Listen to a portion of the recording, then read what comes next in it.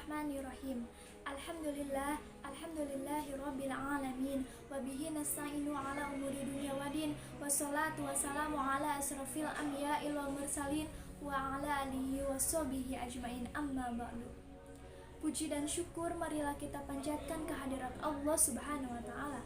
Sholawat serta salam senantiasa terlimpah curahkan kepada baginda kita semua, yakni Habibana wa Nabiyana wa Syafi'ina wa Maulana Muhammad Sallallahu Alaihi Wasallam.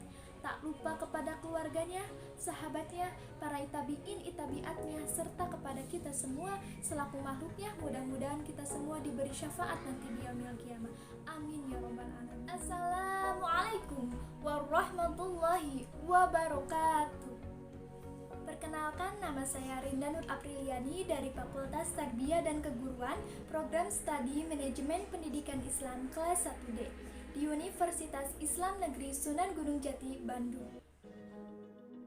Saya akan menjelaskan tentang aliran Jabariyah. Apa sih aliran Jabariyah itu? Jabariyah berasal dari kata jabaro, yang artinya memaksa dan mengharuskan mengerjakan sesuatu. Sedangkan menurut istilah, Jabariyah adalah menyandarkan perbuatan manusia kepada Allah Subhanahu wa taala. Ada beberapa pendapat yang mengemukakan tentang aliran Jabariyah ini. Salah satunya yaitu Harun Nasution. Beliau mengemukakan bahwa aliran Jabariyah adalah paham yang menyebutkan bahwa segala perbuatan manusia telah ditentukan oleh qada dan qadar Allah. Maksudnya, segala perbuatan manusia tidak sesuai dengan kehendak manusia, tetapi telah ditentukan oleh Tuhan dan dikehendakinya. Manusia tidak mempunyai kebebasan dalam melakukan sesuatu karena manusia tidak mempunyai kemampuan. Selain itu, aliran Jabariyah diposisikan bahwa manusia tidak mempunyai ikhtiar. Manusia seperti orang yang terpaksa atau majbur, yaitu orang yang melakukan sesuatu bukan karena kehendaknya sendiri.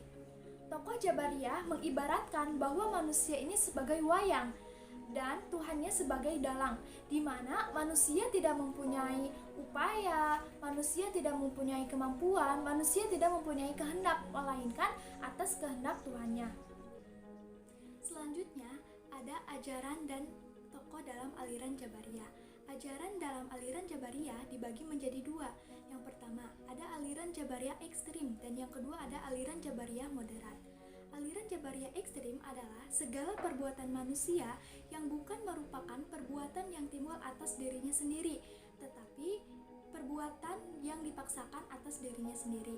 Jadi, dalam aliran Jabariyah ekstrim ini, segala perbuatan manusia dilakukan secara terpaksa. Tokoh dalam aliran Jabariyah ekstrim yaitu Jaham bin Safwan dari Khurasan, Persia. Beliau adalah orang yang cerdas, beliau adalah orang yang luar biasa, seorang ahli kalam pada masa Khalifah Bani Umayyah. Beliau juga terlibat dalam gerakan pemberontakan kekuasaan Bani Umayyah yang kemudian ditangkap dan dihukum mati oleh Salim bin Ahwaj pada tahun 745 Masehi. Jaham bin Safwan mempunyai seorang guru, yaitu Ja'ad bin Dirham. Ja'ad bin Dirham ini adalah tokoh dari aliran Jabariyah ekstrim. Beliau adalah seorang guru dari Jaham bin Safwan yang memberikan pengajaran kepada Jaham bin Safwan bahwa Al-Quran adalah makhluk dan Allah tidak mempunyai sifat. Ajaran pokok dalam aliran Jabariyah ekstrim diantaranya, yang pertama, manusia tidak mampu untuk berbuat apa-apa karena manusia tidak mempunyai kehendak sendiri dan manusia tidak mempunyai pilihan. Yang kedua, surga dan neraka tidak kekal, yang kekal hanyalah Allah. Yang ketiga, Allah tidak mempunyai keserupaan dengan manusia seperti mendengar, melihat, dan berbicara. Yang keempat, Allah tidak bisa dilihat dengan panca indera di akhirat. Yang kedua, aliran Jabariyah moderat. Tuhan menciptakan perbuatan manusia, perbuatan baik dan perbuatan buruk. Dalam aliran Jabariyah moderat, Tuhan dan manusia bekerja sama untuk mewujudkan perbuatan-perbuatan manusia. Tokoh dalam aliran Jabariyah moderat yaitu yang pertama, Husain ibnu Muhammad An-Najjar, pengikutnya disebut dengan Najjariyah, dan yang kedua adalah Diror bin Ammar, Pengikutnya disebut dengan Ad-Dariyah.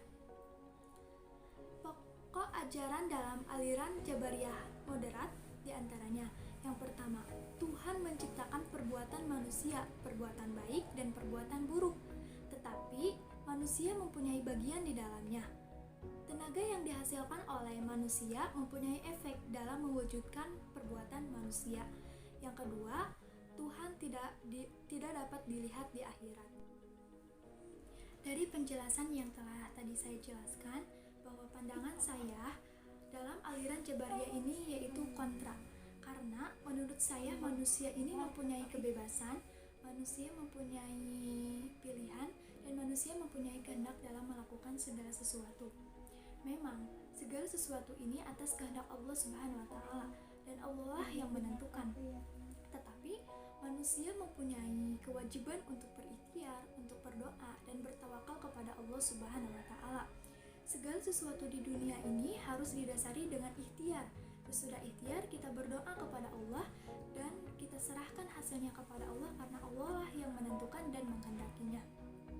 Sebagaimana firman Allah dalam Al-Quran surat At-Taghabun ayat 16 yang berbunyi, "Fattaqullaha mastata'tum."